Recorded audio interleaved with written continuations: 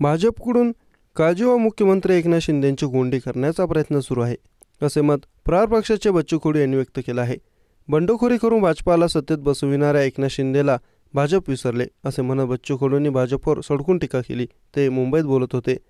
बच्चू कडू म्हणाले, मी शिंदेंना सांगितलं होते की तुमचा कोंडी करण्याचा प्रयत्न होईल. शिंदेसाहेब एकमात्र मुख्यमंत्री होते ज्यांना रात्री 2 वाजता सुद्धा सामान्य माणसांना भेटणारा मुख्यमंत्री मी पाहिला. भाजपला देखील असं वाटले की शिंदेंना दाबून ठेवू, पण ते सत्तेत असताना देखील त्यांना दाबू शकले नाही, कारण त्यांचे काम बोलत होते. कोंडी करण्याचा प्रयत्न होणारच होता, कारण शिंदेंना एक हाती सत्ता हवी होती. बच्चू कडू म्हणाले, एकनाथ शिंदे यांच्या बंडखोरीमुळेच आज भाजप सत्तेत बसले. शिंदेंनी जर बंड केलं नसतं तर भाजपाला सत्ता कठीण होती. मात्र आता भाजप एकनाथ शिंदे यांना विसरले असून त्यांना आता आकड्याचे गणित दिसत आहे.